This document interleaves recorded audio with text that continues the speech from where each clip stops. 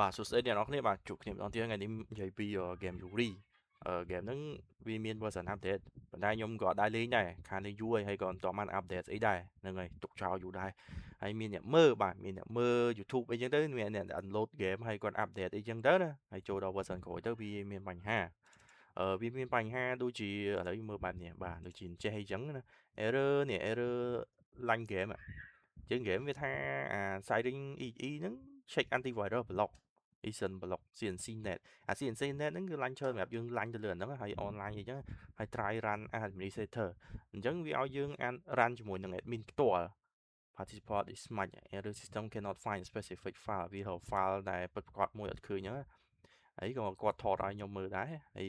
ជាក់ស្ដែងខ្ញុំអត់ទាន់បានជួបអញ្ចឹងទេបើខ្ញុំ update ហើយអាចជួបមើលទៅខ្ញុំនៅ version previous version ឡើយហើយនេះគាត់លាក់មកទៀតថា you are missing Yuri rank នឹងឲ្យ sincerely អីគេcopy following version 1នេះអាចបើតាមមើលអា error message មួយនេះគឺបាត់ file មួយនេះ2 file នេះរត់ឃើញ you won't be able to play អញ្ចឹង file បើអត់មាន file ពីរហ្នឹងរត់ឃើញហើយមកឥឡូវយើងតេស្តជាក់ស្ដែងប៉ុន្តែមុនតេស្តជាក់ស្ដែងខ្ញុំប្រាប់ tip មួយណាអាហ្នឹងយើងលេងហ្គេមយើងអាចនេះទៅយើងអាតិចហ្នឹងយើងរៀន technique តិចទៅក៏ប៉ុន្តែវាមិនសំខាន់អីទេគាត់ថាវាចំណេញពេលចំណេញយើងទៅចំណាយពេល download ឬក៏ធ្វើថ្មីអញ្ចឹងឧទាហរណ៍ថាឥឡូវខ្ញុំមាន Yuri នឹងថាមាននេះចាំមើលសិនខ្ញុំជប់ខ្ញុំទៅ download Yuri មួយសិនចាំខ្ញុំហើយខ្ញុំមកវិញខ្ញុំ download អា file ខ្ញុំឬក៏ខ្ញុំទៅរកមើលសិនចាំខ្ញុំឃើញខ្ញុំតវិញឥឡូវក្នុងតារាខ្ញុំអត់មានទេអញ្ចឹងខ្ញុំ download ពី YouTube របស់ខ្ញុំហើយហើយទៅ download ទៅ old patch new patch ដោយសារ new patch ហ្នឹងវាមិន download សិនព្រោះក៏ប៉ុន្តែអា Yuri game file ហ្នឹងនៅកុំព្យូទ័រចាស់ខ្ញុំទេហើយខ្ញុំបាន copy ទុកហើយនេះកុំព្យូទ័រ desktop ហ្នឹងខ្ញុំបានផាសវាចូលហើយយើង download មួយមក hello អីអើយអីណានេះវិញឆ្ងាយចូលអត់អញ្ចឹងមើល781មេអញ្ចឹងអានេះក៏វាមិន loud version ដែរវា previous version ទេអញ្ចឹង previous version វាប្រកាសជាលេងបានហើយគាត់ថាអាស៊ីសងជាក់ស្ដែងគេលោឥឡូវវាតម្រូវទៅ update ចឹងចាំមើល download ហើយចាំខ្ញុំនេះ download នៅខាងក្រោមចាំមើល download ហើយចាំខ្ញុំតម្ដងទៀតបាទឥឡូវ download បានហើយតោះឥឡូវ save មួយមកតែហ្នឹងមកហើយចាក់ស្ដែងមក image download in progress ហើយមែន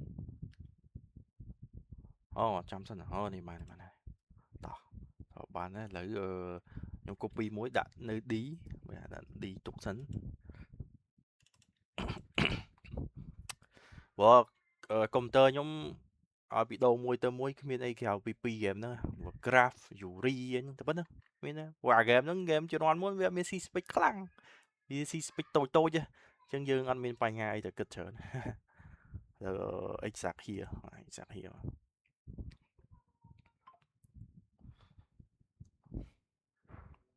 ចឹងតួកុំព្យូទ័រអត់មាន VGA ទេតែ CPU ធម្មតាក៏លេងកើតដែរមានអីបាក់ដែរតែឥឡូវនេះ Yuri ថប់មកឥឡូវខ្ញុំ line version ចាស់ទេបញ្ជាក់មិនមែន last ទេគឺ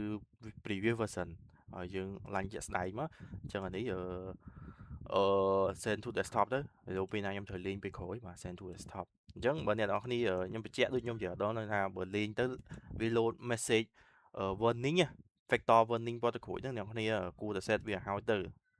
នេះ advanced មកចូល admin មកតែបើអ្នកនរចូលដំបូងទៅវាអត់ error អត់បញ្ហាអីទេហ្នឹងបាច់ក៏បានតែបើអ្នកនរគ្នា set ទៅអាហ្នឹងគឺវាដឹងតែអាចទៅរួចហើយអញ្ចឹងយើងជាក់ស្ដែងមក file លេង CNC YR launcher អញ្ចឹង file ផ្សេងវាមាន file direct វាដែរនេះ missing file ហើយបាទ missing file game នេះ game ឥឡូវយើងដោះស្រាយ case ហ្នឹងបងប្អូនគ្នាទៅអាហ្នឹងធ្វើមិនដែរបាទ game.ee ហ្នឹងឥឡូវយើងរឿង update បាទ update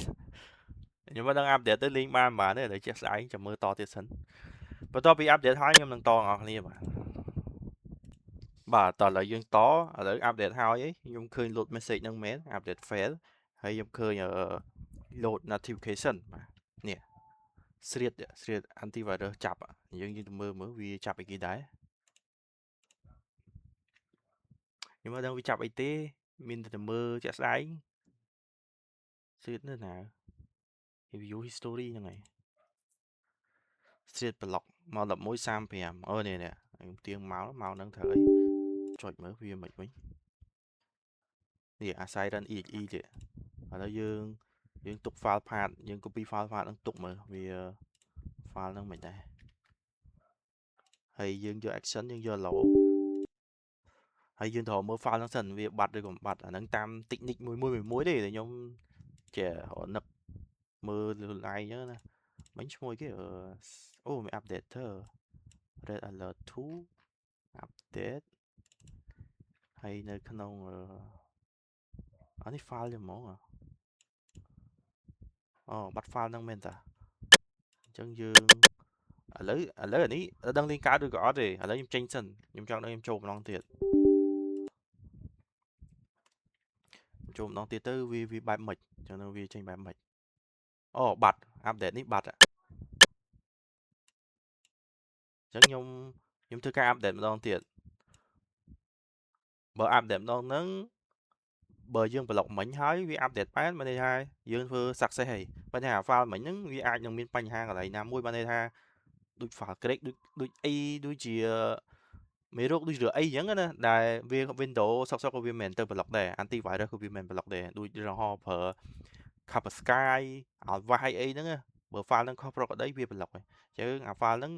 វាមិនមែន file ធម្មតាទេវាអាច file មានអីផ្សេងប្រកបអីពីខាងក្រោយអញ្ចឹងដើម្បីឥឡូវយើង test ជាក់ស្ដែងថានៅពេលដែលយើង allow file ហ្នឹងហើយយើងដោះ block ហ្នឹងចេញតែ update ទៅ success ហើយឥឡូវ version ជាក់ស្ដែង 8.73 ទៅ update ទៅ 9.31 បាទអញ្ចឹងចាំមើលតម្ដងទៀតខ្ញុំ person បាទតវិញ you are missing file ពី file នេះពី file ហ្នឹងនៅណាពី file ហ្នឹងឥឡូវឈប់យើង note ទុកថាពី file ហ្នឹង file អីគេបិទ game ទូរស័ព្ទសិនមិនមាន game ទូរស័ព្ទ note មួយសិន movie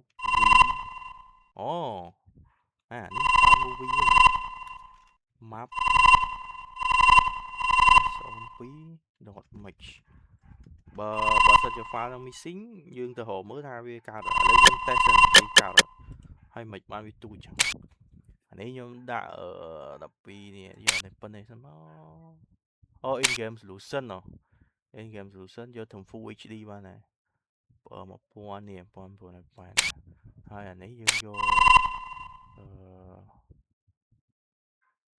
recommend គេនេះមកក៏បានដែរស្អីមួយមកអូខេនៅធំជាងមុន you won't be able to play without the file អញ្ចឹង test សិនថាលេងបានវាថាយើងលេងអត់បានជាមួយហ្នឹងឯងជប់តែជាក់ស្ដែងលេងកាត់60 frame